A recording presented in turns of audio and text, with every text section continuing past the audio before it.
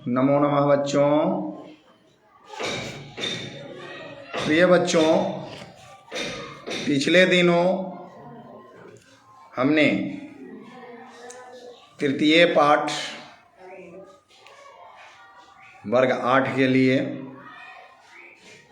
पढ़ाया था। आज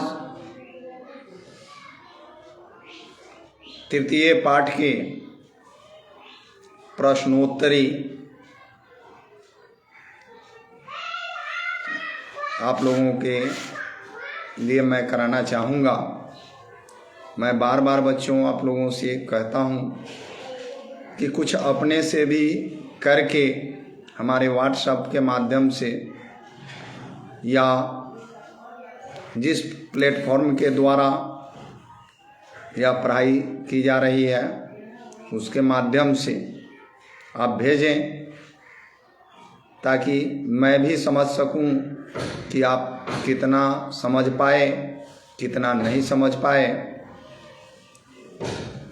और जहां गलत होगा मैं इधर से सुधार करके भेजूंगा। किंतु अभी तक एक भी बच्चों के द्वारा ऐसा नहीं किया गया। पिछले सत्र में कुछ बच्चियों के द्वारा ऐसा किया गया था, जिससे हमें काफ़ी खुशी भी मिली थी। तो आगे आप ध्यान रखेंगे। आज मैं इस चतुर्थ पाठ का तृतीय पाठ का प्रश्नोत्तरी कराता हूँ, और आप अपने अपने समक्ष कॉपी, कलम, किताब ये लेकर के रखेंगे तो अधिक फायदा मिलेगा आपको। तो बच्चों, सर्वप्रथम हम तृतीय पाठ के लिखित में आते हैं। नंबर 4 आप देखेंगे, अधोलिखितानां प्रश्नानां उत्तरम एक पदेन लिखत। निम्नलिखित प्रश्नों का उत्तर एक पद में लिखो। प्रश्न नंबर है क में है, अस्माकं देशस्य नाम किम। अस्माकं देशस्य नाम किम। तो इसका अर्थ होता है हमारे देश का नाम क्या है। तो बच्चों, आप सभी जानते हैं कि हमारे देश का नाम क्या है। तो इसी को हम संस्कृत में लिखेंगे भारतवर्षम।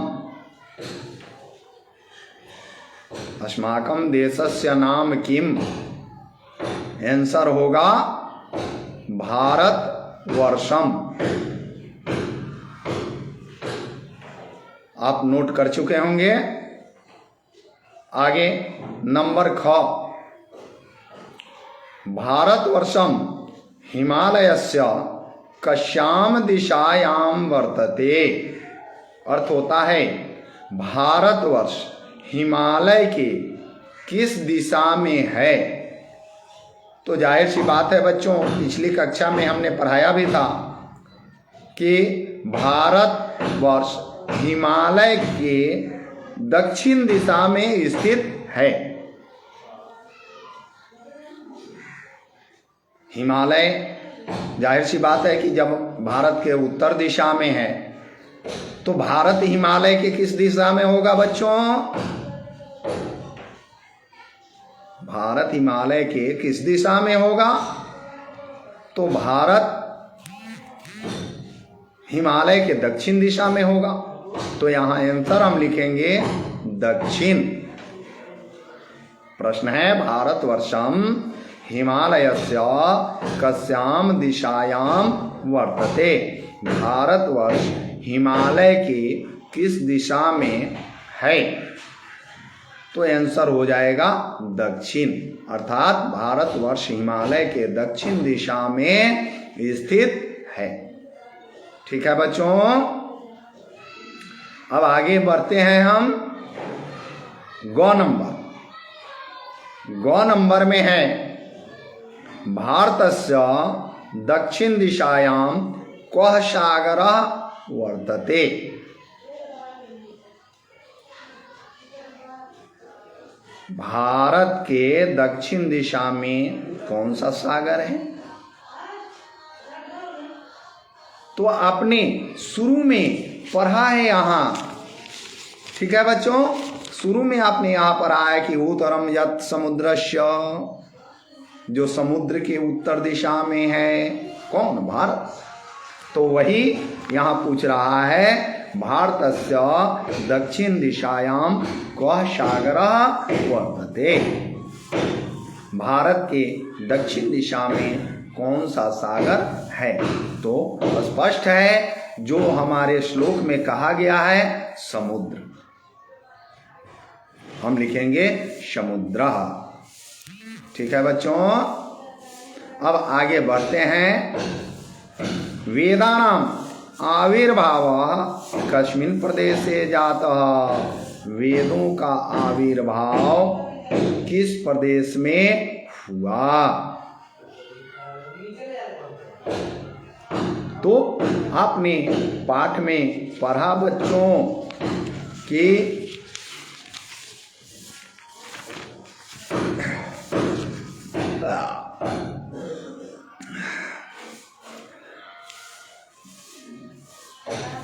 वेदानाम आविर्भाव कस्मिन् प्रदेशे जाता। तो आपने पाठ में पढ़ा वेदानाम आविर्भाव सप्त सिंधु प्रदेशे जाता। तो क्या हो जाएगा बच्चों? सप्त सिंधु। क्या होगा? सप्त सिंधु प्रदेशे।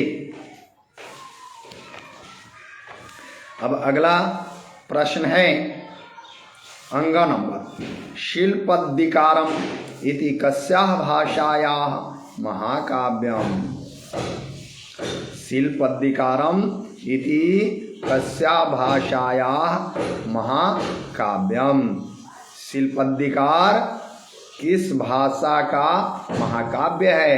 तो बच्चों पिछले दिन हमने आपको पाठ में पढ़ाया था। क्या पढ़ाया था? तमिल साहित्यस्य है, यहाँ दिए हुआ है प्राचीन कालतः एवं तमिल साहित्यस्य गौरवम वर्धितवन्तः। शिल्पद्दिकारम प्रभृतयः ग्रन्थाः प्राचीन कालतः एवं तमिल साहित्यस्य गौरवम वर्धितवन्तः। तो प्रश्न भी यहाँ है शिल्पद्दिकारम इति कस्याः भाषायाः महाकाव्यम। किस भाषा का महाकाव्य है? कौन? तमिल साहित्यस्य। ठीक है बच्चों, अब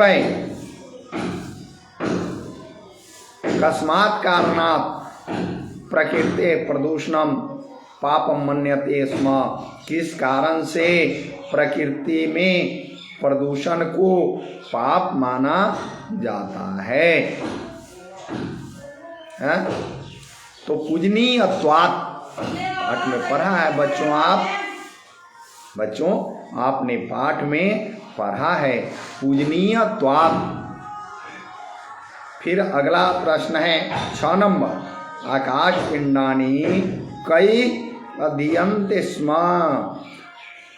आकाश पिंड किसके द्वारा अध्ययन किया जाता है? तो ज्योतिर्विद भी, पाठ में पढ़ाए थे हम, ज्योतिर्विद भी ज्योतिषियों के द्वारा आकाश पिंड का अध्ययन किया जाता है। तो आंसर हो जाएगा बच्चों ज्योतिर्विद भी। फिर है गणित शास्त्रे शून्यस्य कल्पना केन कृता। गणित शास्त्र में शून्य की कल्पना किसने किया? तो बच्चों पाठ में हमने पढ़ाया था आपको, भारतेन, भारत के द्वारा शून्य की कल्पना की गई, शून्य का आविष्कार किया गया। ठीक है बच्चों।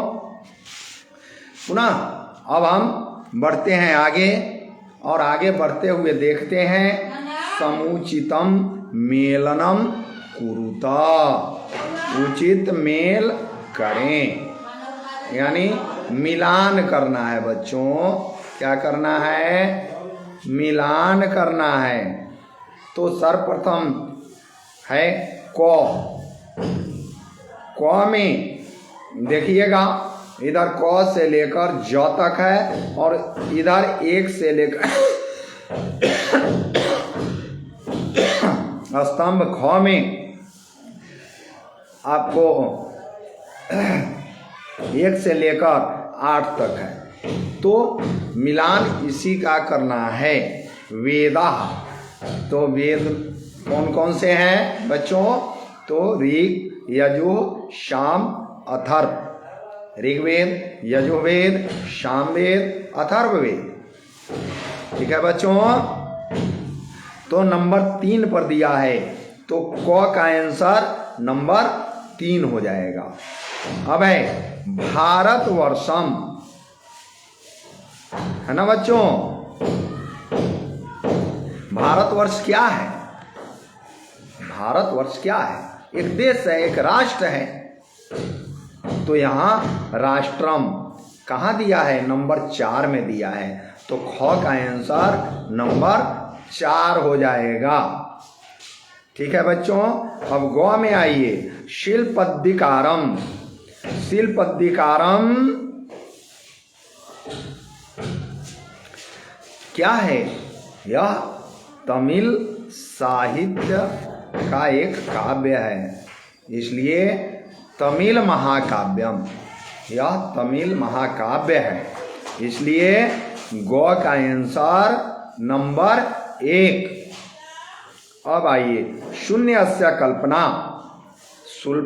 शून्यस्य कल्पना, शून्य की कल्पना किसने किया? तो भारत ने किया। तो कहाँ लिखेंगे? भारतवर्षे। ठीक है। तो 2 का घ का आंसर 2 हो जाएगा। अब आइए अंग, सीवी रमन। सीवी रमन क्या थे? एक दार्शनिक, एक वैज्ञानिक, स्थिर प्रज्ञ क्या थे बच्चों? तो सीवी रमन एक वैज्ञानिक थे। तो यहाँ हम भरेंगे वैज्ञानिक, यानी नंबर 6। अंग का आंसर नंबर 6। अब है च, श्री अरविंद। अरविंद क्या थे? है बच्चों, अरविंद क्या थे? तो अरविंद एक दार्शनिक थे। अरविंद एक दार्शनिक थे।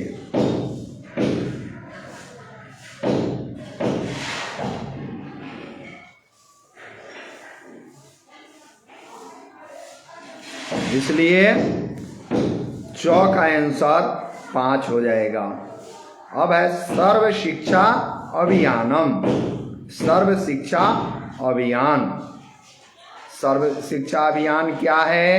तो यह एक शैक्षणिक उत्थान के लिए कार्यक्रम है। तो इसमें हम डालेंगे शैक्षिकोत्थान कार्यक्रम। तो 6 का आंसर हो जाएगा 8। और अंतिम जो नंबर, श्री राजेंद्र प्रसाद। श्री राजेंद्र प्रसाद क्या थे? तो बच्चों आपको पाठ में मैंने पढ़ाया था, आपको पाठ में हमने पढ़ाया था स्थिर प्रज्ञ। क्या थे? स्थिर प्रज्ञ थे। इसलिए जो का आंसर 7 नंबर हो जाएगा। ठीक है बच्चों। अब आगे बढ़ते हुए हम देखते हैं क्या कह रहा है।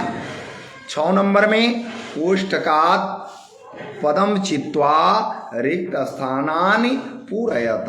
तो बच्चों, आप यदि पाठ को पढ़े होंगे तो यह स्वतः बना सकते हैं। फिर भी मैं बता देता हूँ, भारतवर्षम हिमालयस्य दिशायां वर्तते, अर्थात भारतवर्ष हिमालय के दिशा में है। किस दिशा में है? भारतवर्ष हिमालय के किस दिशा में है? तो भारतवर्ष हिमालय के दक्षिण दिशा में है, क्योंकि भारत के उत्तर दिशा में हिमालय है, तो हिमालय के दक्षिण दिशा में भारतवर्ष है, इसलिए दक्षिण यहाँ भराएगा। यहाँ क्या भराएगा बच्चों? दक्षिण।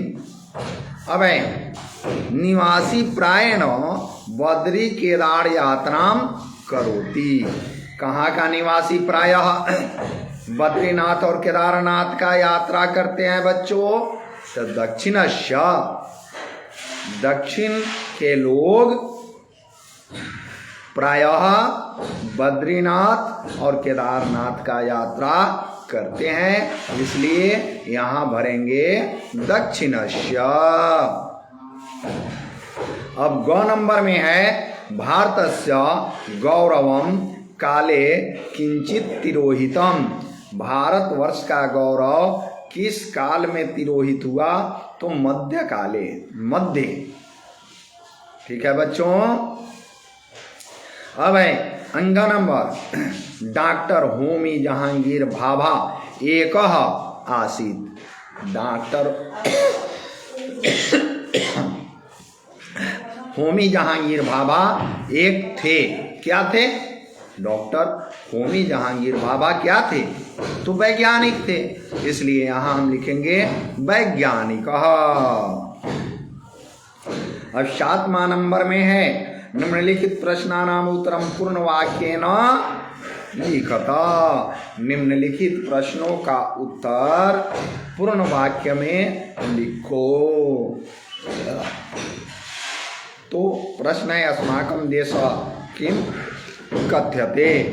अस्माकं देशः किम कथ्यते, हमारे देश को क्या कहा जाता है। ठीक है बच्चों। तो हम सभी जानते हैं, हम भारतवर्ष, हमारे देश को भारतवर्ष कहा जाता है। तो आंसर होगा अस्माकं देशः भारतवर्षम् इति कथ्यते। अस्माकं देशः भारतवर्षम् इति कथ्यते। अब ख नंबर में, वेदानाम आविर्भावः कस्मिन् प्रदेशे जाता। इस बात को मैं कई बार बता चुका हूँ कि वेदों का आविर्भाव किस प्रदेश में हुआ? तो सप्त सिंधु प्रदेश में हुआ, इसलिए इसका आंसर होगा वेदानाम आविर्भाव सप्त सिंधु प्रदेशे जातः। वेदानाम आविर्भाव सप्त सिंधु प्रदेशे जातः। अब है गौ नंबर, वेदेषु किम अद्भुतम आसीत। वेदों में क्या अद्भुत था? तो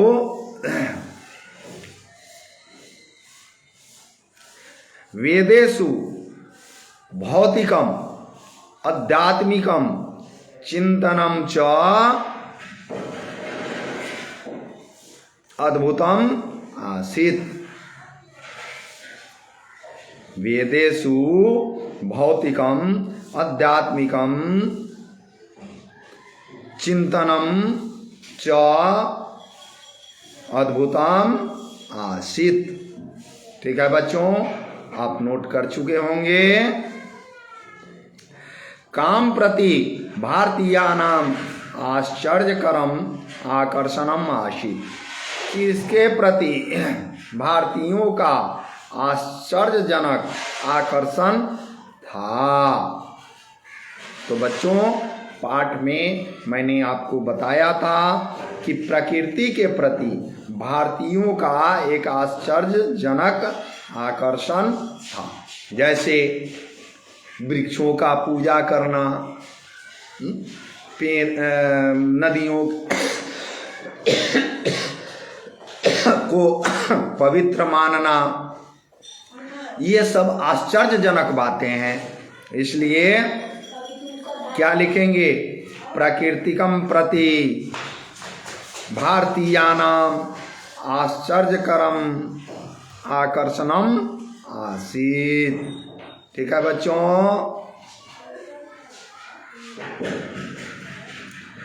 फिर हम आगे देखते हैं। घ नंबर का प्रश्न आपका क्या कह रहा है बच्चों? तो घ नंबर का प्रश्न कह रहा है काम प्रति भारतीयानाम आश्चर्यकरम आकर्षणम आसीत। किसके प्रति भारतीयों का आश्चर्यजनक आकर्षण था? तो हम क्या लिखेंगे? प्रकृतिम प्रति भारतीयानाम आश्चर्यकरम आकर्षणम आसीत। प्रकृति के प्रति भारतीय का आश्चर्यजनक आकर्षण था। अब आगे देखते हैं अंग नंबर में क्या कह रहा है। भारतवर्षे के विशालानि मंदिरानि निर्मान्ति स्म। भारतवर्ष में कौन विशाल मंदिरों का निर्माण करते हैं?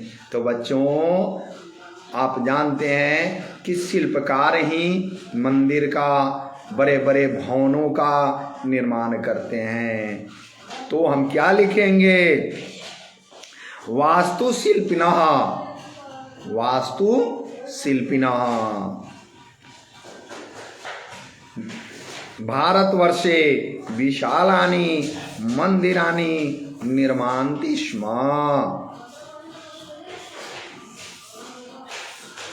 अगला प्रश्न है गणित शास्त्रे शून्यस्य कल्पना केन कृता। गणित शास्त्र में शून्य का कल्पना किसने किया? तो हम बच्चों आपको पाठ में भी बता चुके हैं। उसके पूर्व यहाँ एक पद वाला प्रश्नोत्तरी में भी बता चुके हैं। उसके अतिरिक्त रिक्त स्थान की पूर्ति में भी बताए हैं। तो इस तरह से गणित शास्त्र में शून्य का कल्पना किसने किया? तो भारत ने किया था। इसलिए क्या लिखेंगे? गणित शास्त्रे शून्यस्य कल्पना भारतेन कृता। ठीक है बच्चों, तो कुछ ऐसे हैं कि निम्नलिखितानां पदानां बहुवचनम लिखता। जैसे कथ्यते है, तो कथ्यते का बहुवचन क्या हो जाएगा? कथ्यन्ते। आसीत का बहुवचन क्या हो जाएगा? तो आसीत आस्ताम आसन, क्या हो जाएगा? आसन। तो इस प्रकार से बच्चों यदि संभव हो तो यह बहुवचन बना करके आप इस प्लेटफॉर्म के माध्यम से या व्हाट्सएप के माध्यम से आप भेजेंगे। जो गलत होगा मैं सुधार कराऊंगा, जो सही है तो सही है। और हमें भी खुशी होगी कि बच्चे हमारे कुछ समझ रहे हैं। जब हम पढ़ा रहे हैं तो वो कुछ समझ रहे हैं। और इस तरह से हम लोगों की वार्तालाप भी होती रहेगी और हम काफ़ी आगे बढ़ सकते हैं।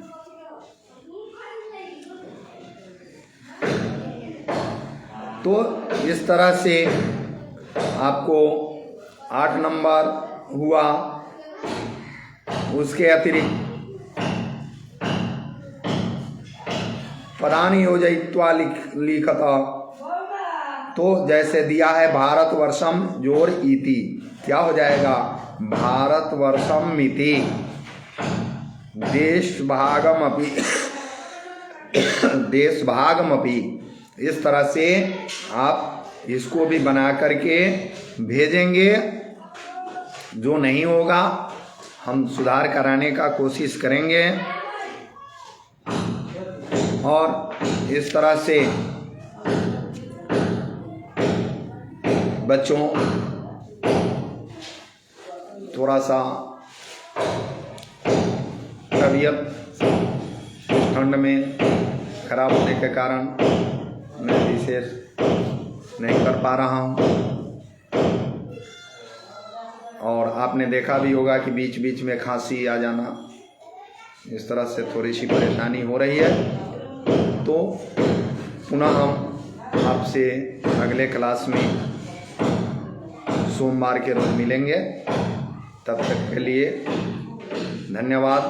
नमो नमः।